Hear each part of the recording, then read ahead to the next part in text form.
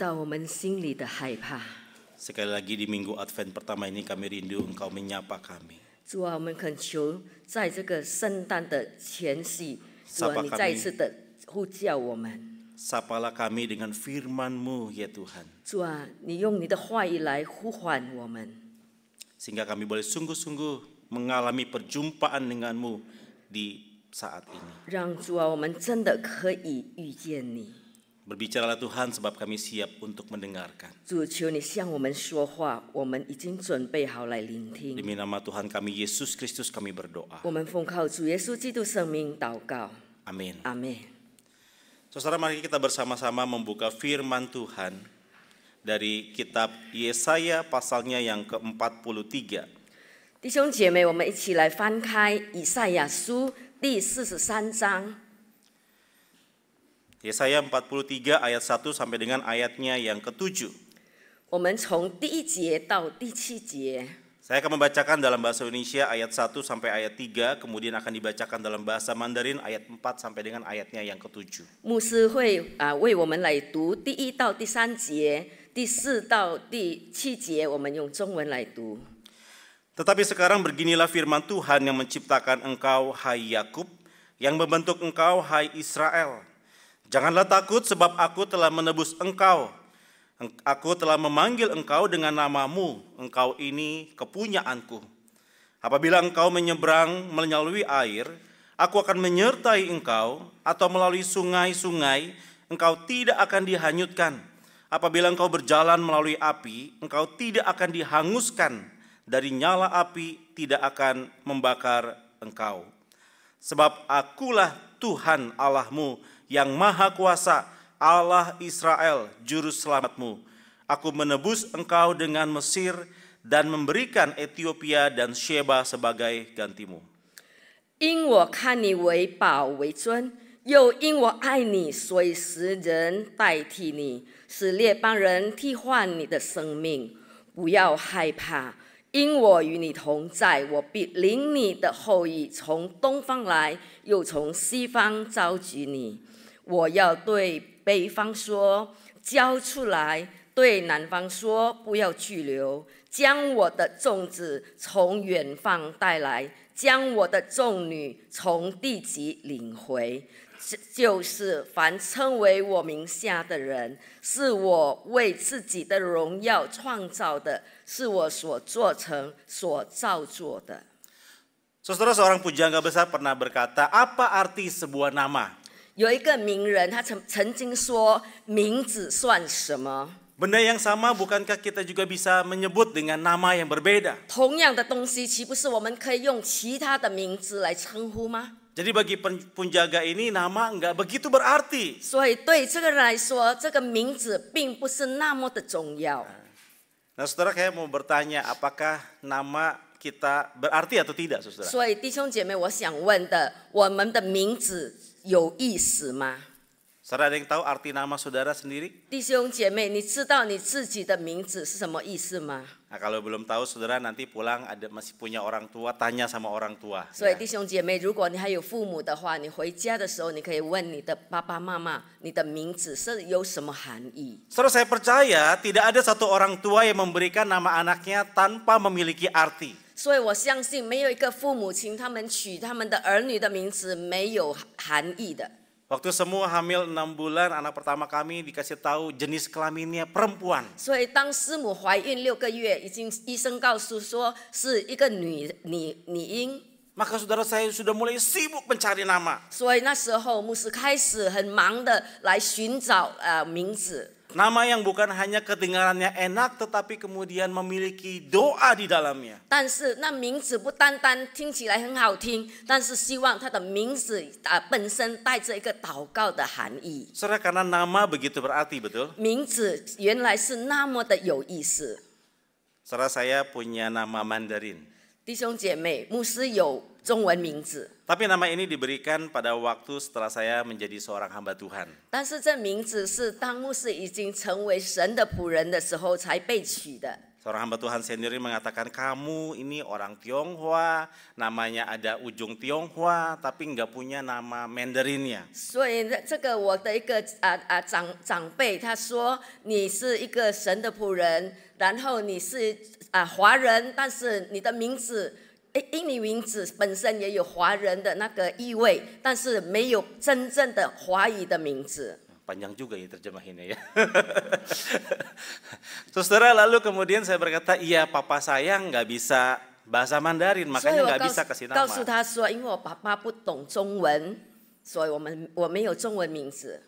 Lalu pendeta senior ini berkata, ya sudah, saya kasih kamu nama. 所以那个牧师他就说好，我帮你取一个名字。 Saya usul, Musa boleh nggak namanya Liu Tehwa?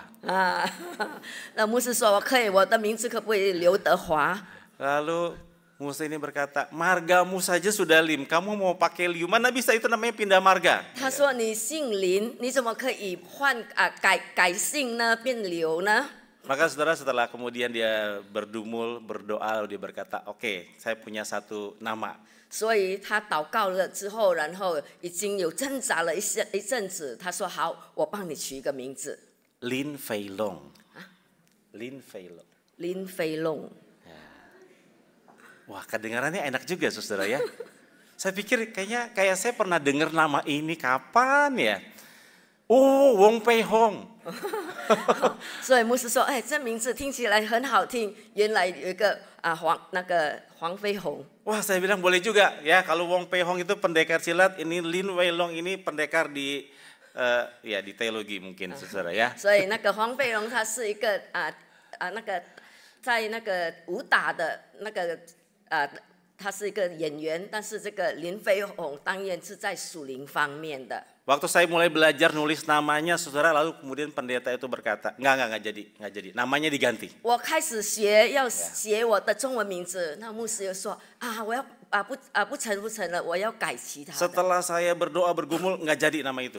我又祷告了，然后我又我觉得这个名字不适合。 Untung saya belum potong tumpeng, saudara. 还好我还没有做那个黄姜饭。 Lalu pendeta bilang, namamu Lin Wei Long. 然后牧师说，你的名字是林维龙， Naga yang besar. 就是一个很大只的一个龙。 Walaupun badan saya lebih kecil, saudara. 虽然牧师的身材是小，很渺小，但是他是一个伟大的龙。 Tapi pendeta itu berkata, nama ini bukan supaya kamu yang tambah besar. 所以这个名字并不是让你会变成更大。 Bukan supaya kuasa kamu tambah besar. 不是因为让你的权柄更大。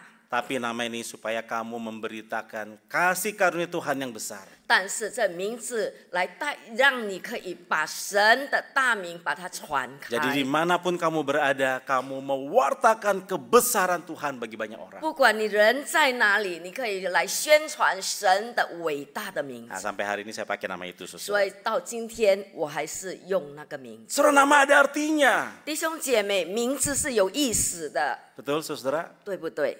Maka itu, saudara, firman Tuhan di dalam kitab Yesaya mengatakan, jangan takut. 所以在以赛亚书，神的话告诉我们不要害怕。 Aku memanggil engkau dengan namamu. 我叫你，我呼唤你的名字。 Saudara, apa sih yang Tuhan ingin sampaikan bagi kita di hari ini? 弟兄姐妹，今天神要告诉我们些什么呢？ Mengapa Tuhan memanggil kita dengan nama kita? 为什么神呼召我们用我们的名字呢？ Saudara, sama seperti orang Tionghoa, orang Yahudi memiliki pemahaman yang sama bahwa nama itu begitu penting. 所以犹太人还是中国人，他们认为说名字是有含义的。 Umumnya orang Yahudi memberikan nama berkaitan dengan karakteristik seseorang. 而且他们把取名的时候，就是按照人的个性来取的。 Manusia pertama diberikan nama Adam, artinya diambil dari tanah. 所以上帝取亚当第一个他所创造的人的名字，意思就是从泥土被造的。 Lalu kita kenal lagi, saudara, ada seorang leluhur daripada orang Israel yang bernama Yakub. 然后我们记得在以色列的祖宗里面有一位叫雅各的。 Kenapa sih dia diberikan nama Yakub? 为什么他的名被起为雅各呢？ Banyak orang sudah berpikir Yakub artinya penipu. 有的人认为说雅各这个名字意思就是欺骗， Ya betul, karena hurufnya hampir mirip dengan arti terjemahan penipu. 所以没错，他的名字大概跟那个骗子的名字有一点Saya percaya, 类似。 saudara, saya percaya Ishak dan Ribka pada waktu itu tidak mungkin memberikan nama anak penipu, betul? 相信以撒跟那个利百加，他不可能当下要取他这个孩子名字是成为一个骗子。 Tidak ada orang tua yang mendoakan anaknya supaya jadi penjahat, 没有 penipu. 一个父母亲会为他小孩祷告，希望将来他成为一个坏人。 Tetapi kenapa dinamakan Yakub? 为什么他被取为雅各呢？ Karena waktu lahir, saudara, dia memegang tumit abangnya. 因为当他出生的时候，他是抓着他的哥哥的那个脚跟。 Yakub dan Esau itu kembar, saudara. 雅各跟以扫他们是双胞胎。 Waktu Esau keluar, kemudian Yakub di belakang ngikut ke abangnya. 当以扫出生的时候，雅各从后面就是跟着他出来， Maka karena peristiwa itulah Ishak memberikan nama Yakub. 就因此以撒被这个他的孩子取名为雅各， Artinya mengekori. 意思就是说他就是跟着。 Tetapi bagaimana kita bisa lebih tahu namanya penipu? Karena Esau marah-marah. 2 kali dia menipu aku, makanya nggak heran namanya Yakub. 为什么我们会知道雅各是个骗子呢？因为他已经2次被以扫大骂他说：“你已经2次欺骗我了。” Tetapi menarik sekali, saudara, nama Yakub kemudian diubah oleh Tuhan, identitasnya menjadi Israel. 但是很奇妙的，上帝最后把这个雅各的名字改换为以色列。 Pada waktu Yakub bergumul dengan Tuhan di tepi sungai itu, kemudian Tuhan berkata, "Siapa namamu?" 当这个雅各在那个跟上帝的使者在那里那个打交道的时候， Yakub berkata, "Nama saya Yakub." 然后那个使者问他说：“你什么名字？”他说：“我名字是雅各。” Saya hanya orang yang terus mengekori abang saya. 因为我就是每一次就是一直不断的跟着我的哥哥。 Saya berjuang seumur hidup untuk menjadi pemimpin, padahal saya anak kedua.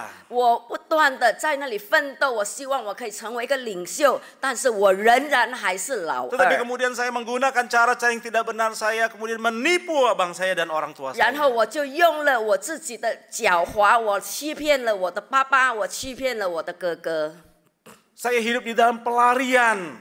所以我在就是逃跑中生活。 Tapi pada akhirnya saya pun ditipu oleh mertua saya. 但是到最后，我也被我的岳父来欺骗。 Dan semua gambaran hidupnya tentang nama Yakub itu muncul, saudara. 所以这个雅各名字，他的人生的每一个画面都出现了。 Maka Tuhan berkata, "Hari ini namamu bukan lagi dipanggil Yakub. 所以上帝对他说：“从今开始，你的名字不再是雅各了， Kamu dipanggil Israel." 你的名字已经被改为以色列。 Is manusia ra melawan El Allah. Manusia melawan Allah dan kamu menang. 所以就是人跟神在那里就是争夺，但是你已经赢了。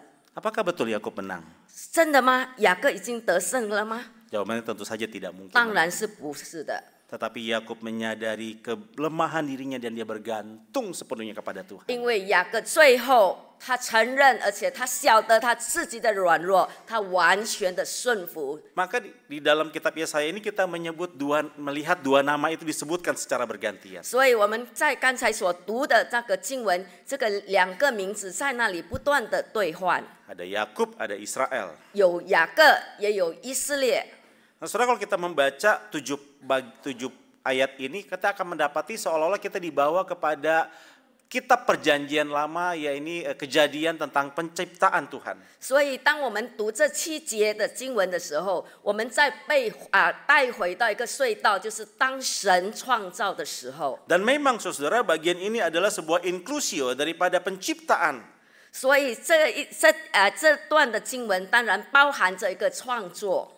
Tetapi bukan penciptaan alam semesta dengan isinya, melainkan saudara dipersonifikasi kepada bangsa Israel. 当然不是单单是创造宇宙万物，而是为以色列人民的一个个人化的创造。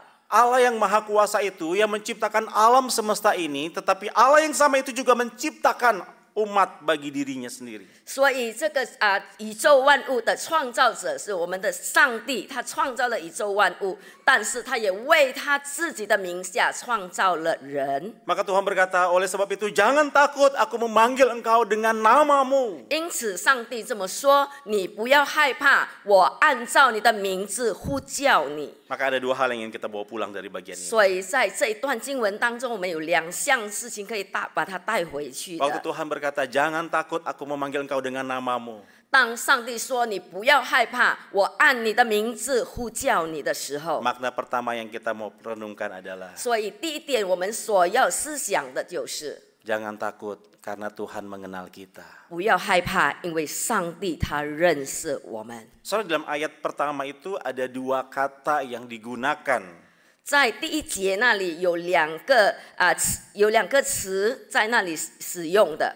Yang pertama yakni bara, artinya menciptakan.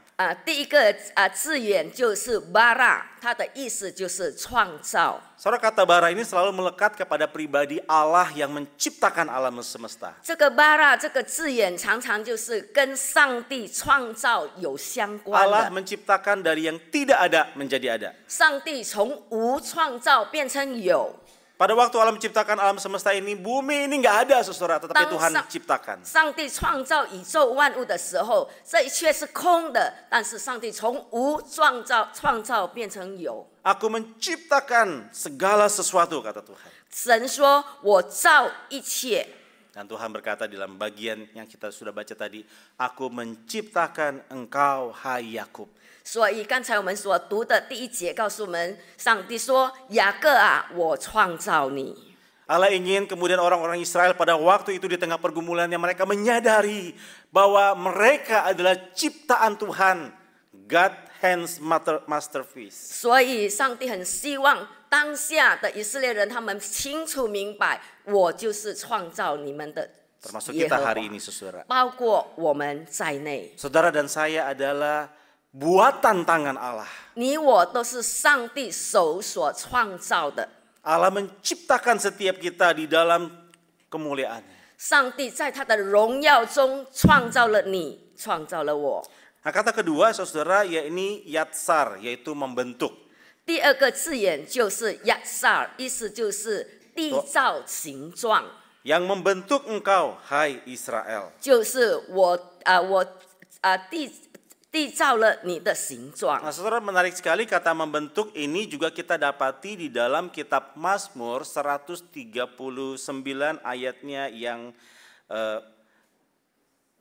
ke-16, saudara. 所以这个这个缔造的形状也是在诗篇139篇16节那里记载。 Maka di dalam bagian ayat 16 itu kemudian pemazmur mengata, Tuhan, matamu melihat selagi aku bakal anak, dan di dalam kitabmu semuanya tertulis hari-hari yang akan dibentuk sebelum ada satupun daripadanya. 所以诗篇的作者说：“我未成形的体质，你的眼早已看见了。你所定的日子，我尚未度一日，你都写在你的册上了。” Soalnya dalam bagian Mazmur ini kemudian pemazmur menyadari bahwa Tuhan yang menciptakan saya, yang membentuk saya adalah Tuhan yang maha tahu. 所以在这里，这个诗篇作者他知道，他很清楚，上帝他是无所不知的。 Seberapa dalam sih Tuhan tahu saya? 上帝他知道我有多深呢？ Pemazmur berkata, bahkan hari-hari yang belum aku tempuh pun engkau sudah tahu. 在这里，作者说：“你在所定的日子，我尚未度日，你都已经知道了。” Saudara bisa bayangkan waktu saudara dan saya berada di dalam kandungan ibu kita, Tuhan sudah tahu kalau hari ini saudara dan saya ada di tempat ini sedang beribadah. 所以你可以想象，当我们还在母腹的时候，上帝已经认识你，已经知道你，而且知道这一天你会在这个地方，在这里敬拜他。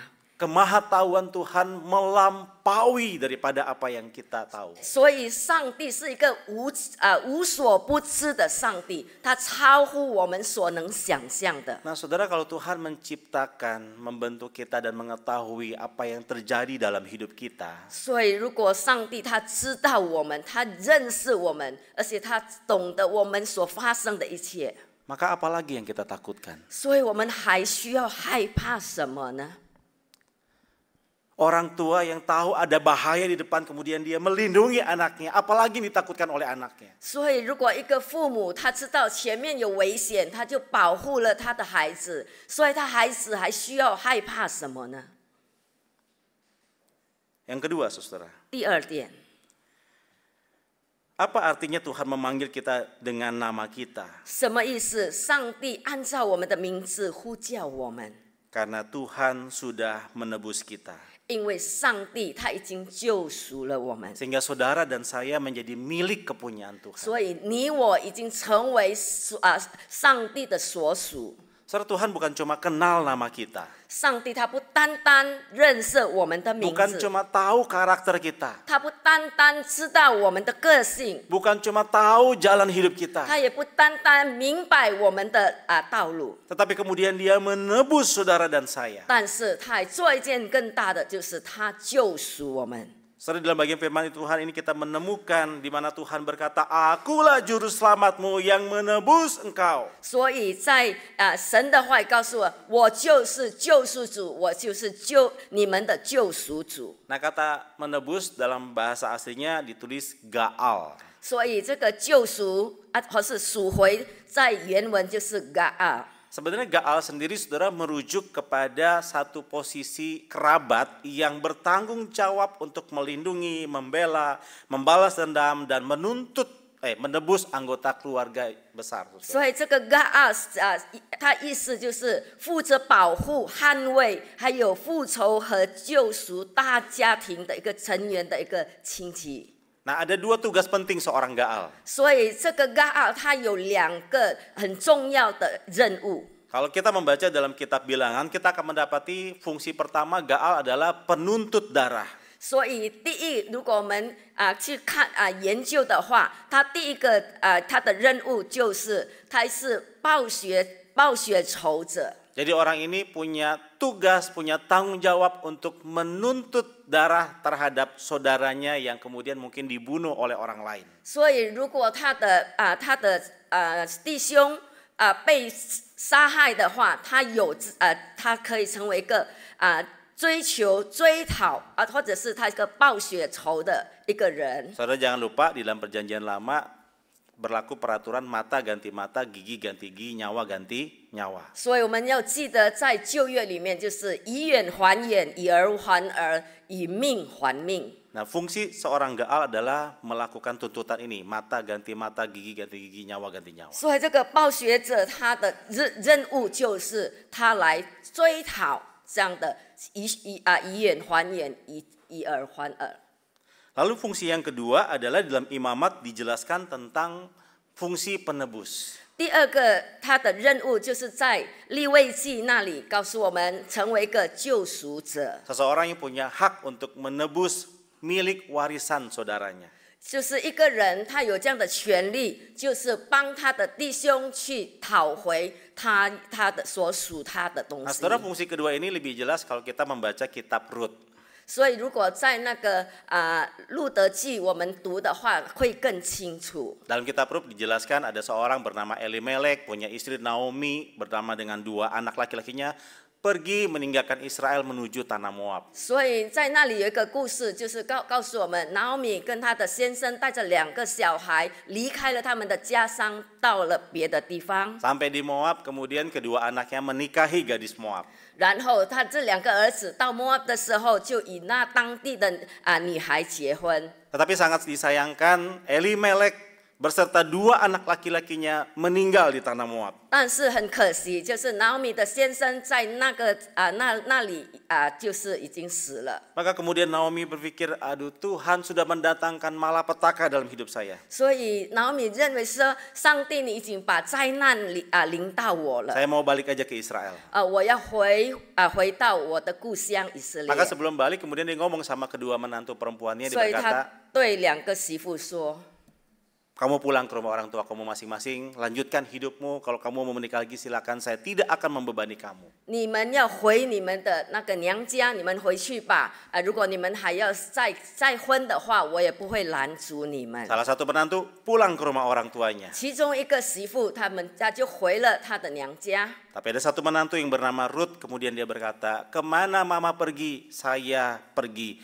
Di mana mama tinggal, disitulah saya. 其中一个媳妇就是路德，她说：“我不管，就是妈妈你去哪里，我就跟着。” Maka pulanglah kemudian Naomi bersama dengan Ruth ke Israel. 到最后，这个拿俄米跟他的媳妇路德，他就回到那个以色列去。 Nah saudara, kemudian firman Tuhan melanjutkan kisah tentang Naomi adalah di mana kemudian ada seorang kerabat yang bernama Boas. 所以在那里的故事，接下来就是有拿俄米他的亲戚叫 Boas 的。 Maka Naomi berkata, Boaslah kerabat kita itu yang punya hak untuk menebus harta dari warisan miliknya Elimelek. 所以这个拿俄米说，就这个 Boas 他有这个权利来赎回属于我们的财富。 Maka kita tahu saudara mencerita itu, kemudian Ruth berbicara dengan Boas dan kemudian Boas datang kepada tua-tua, kemudian menebus harta warisan milik Elimelek beserta dengan menjadikan Ruth sebagai istrinya. 我们知道这个路德告诉了这个 Boas 有关于这个他们的那个权利，然后就这个 Boas 帮忙他们赎回属于他们的财产，到最后也成为了这个路德的第2任丈夫。 Saudara, tentu saja harganya nggak murah.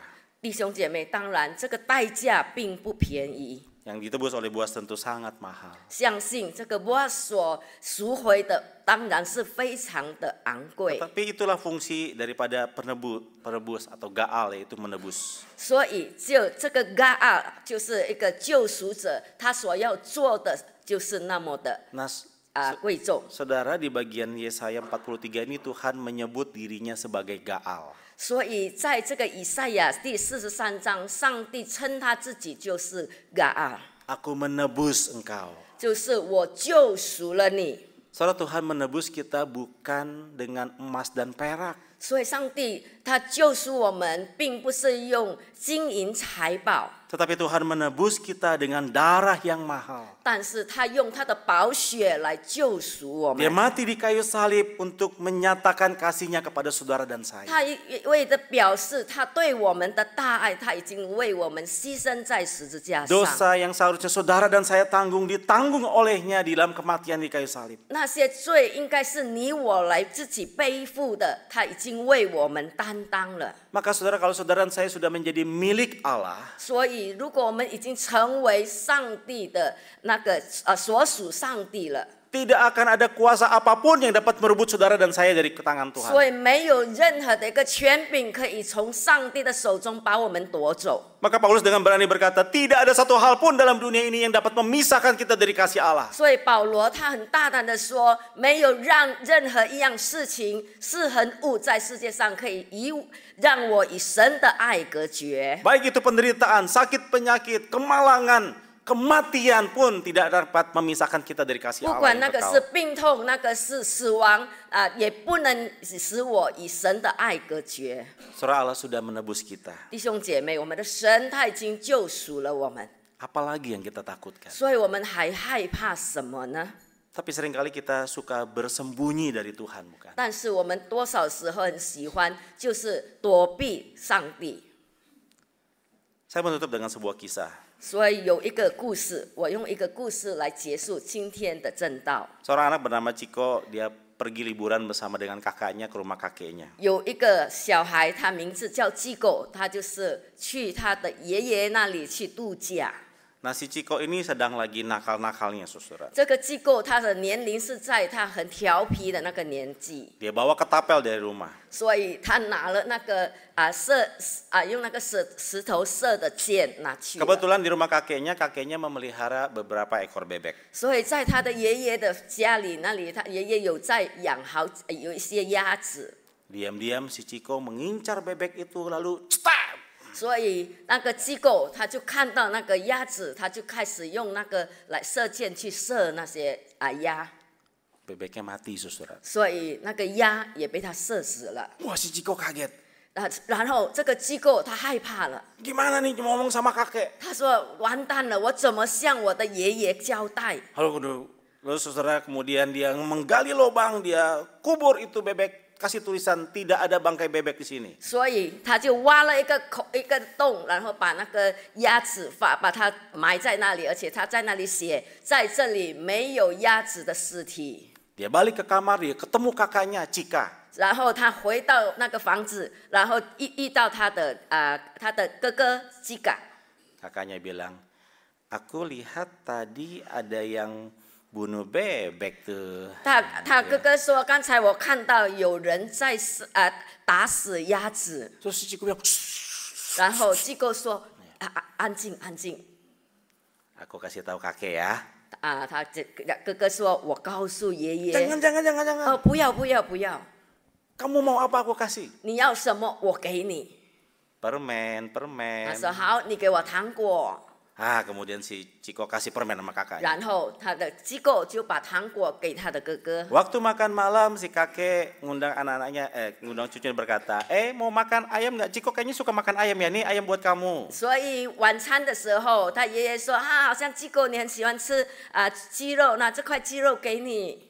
Ciko baru mau ambil, kakaknya bilang, Ciko nggak suka ayam kakek. 所以当那个机构要拿的时候，他哥哥说机构不喜欢吃鸡肉。 Ciko lihat kakaknya, terus kakaknya bilang, bebek. 所以他就他看他的哥哥，哥哥说不是鸡，是鸭子。 Lalu si Ciko bilang, iya aku nggak suka, kasih kakak aja, kasih 他说 kakak aja. 是，我不喜欢吃鸡肉，给我的哥哥好了。 Besok paginya saudara si kakek bawa Ciko dan Cika ini pergi ke pasar. 然后隔天早上这个爷爷就带他们两兄弟去市场。 Ini kakek beliin kalian es krim. 那现在我要为你买给你们那个冰淇淋。 Si Ciko baris paling depan. 所以那个机构站在第一排。 Lalu kakaknya di belakang bilang, bebek. 然后他的哥哥就跟他提醒他说鸭子。 Langsung Ciko bilang, kakek, 他说机构就对他的爷爷说 leherku lagi kurang enak, 爷 es krimku 爷 kasih 我的 kakak 喉 aja. 咙不舒服我不吃了。 Saudara, liburan di situ menjadi liburan yang menderita bagi Ciko. 所以当他们在那里度假的时候，对机构来说是一个很难过的日子。 Maka satu malam udah nggak tahan Ciko, dia ketemu sama kakeknya. 所以一天晚上他已经受不了了，他就去见他的爷爷。 Dengan nangis dia ngaku sama kakeknya kalau dia sudah membunuh satu ekor bebek kakeknya. 所以他很承认的，他留下来向他的爷爷承认，我已经杀死了一只鸭子。 Lalu kakeknya bilang, Ciko. 所以爷爷对他说：“机构啊， Dari pertama kamu bunuh bebek kakek sudah tahu. 你你当下把我的鸭子杀死，我已经知道了。 Bahkan bebeknya udah kita makan. 而且你那个鸭子，我们已经把它吃下肚子了。 Tapi kakek nunggu kamu datang ngaku sama kakek. 但是我是在等你来向我承认。 Kakek nggak marah. 所以他说：爷爷，你不生气吗？ Enggak, kakek udah ampuni kamu. 不，爷爷已经原谅你了。 Wah, si Ciko senang banget, saudara. 所以那个机构他非常高兴。 Besok pagi waktu sarapan kemudian si kakek bilang, Ciko mau roti panggang? 所以隔天早餐的时候，爷爷问说：“机构，你要吃烤面包吗 Si kakak senggol si Ciko, bebek.？” 所以他哥哥再一次的推他说：“鸭子。” Lalu Ciko bilang, kakek udah tahu. 机构说：“ ya. 爷爷都已经知道了。” Saudara, dia bebas dari rasa 所以 ketakutannya. 弟兄姐妹，他已经脱离了那个害怕， Karena dia tahu kakeknya udah tahu dan dia mengaku akan segala perbuatan di hadapan kakeknya. 因为他知道他爷爷已经知道了，而且他已经向他的爷爷坦白承认了。Saudara, jangan-jangan hari ini kita hidup di dalam ketakutan karena kita nggak mau jujur di hadapan Tuhan. 弟兄姐妹，今天我们还有害怕的感觉说不定我们还有一些隐藏在罪恶隐藏在神的面前。 Mari kita tundukkan kepala. 我们低头， Ambil waktu saudara berdoa di hadapan Tuhan. 我们用短短的时间，我们来到神的面前。 Akui di hadapan Tuhan 我们向神承认 segala ketakutanmu. 所有你的惧怕， Jangan biarkan kau hidup di dalam ketakutan. 你不要让你自己活在一个恐惧当中。 Datang kepadanya 我们来到他面前， sehingga engkau mendapatkan kelegaan. 让我们可以得着释放。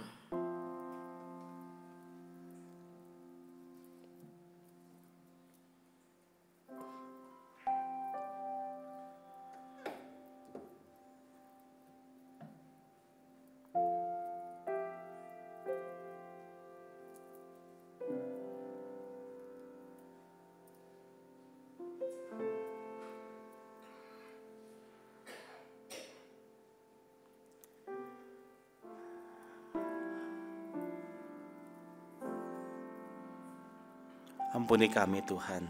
主啊，赦免我们。 Kami tidak jujur terhadap Engkau. 主啊，我们没有向你坦白。 Kami hidup di dalam ketakutan demi ketakutan. 主啊，我们在恐惧又恐惧当中生活。 Hari ini kami mau terbuka di hadapan Engkau 今 ya. 天主啊，我们要在你面前敞开。 Segala ketakutan kami mau letakkan di bawah kaki-Mu. 主啊，让我们所有害怕的事情，我们要把它放在主你的脚下。 Karena Engkau adalah Allah yang Maha Tahu. 主啊，因为你是无所不知的上帝， Engkau juga adalah Allah yang telah menebus kami menjadi milik-Mu. 你也是已经救赎我们，让我们可以成为所属你的。 Tolong kami untuk belajar percaya kepada Engkau. 主，求你帮助我们，让我们可以深相信你。 Terima kasih untuk firman-Mu. 主，我们感谢你的话语。 Demi nama Tuhan kami Yesus Kristus kami berdoa. 我们奉靠主耶稣名祷告， Amin. 阿门。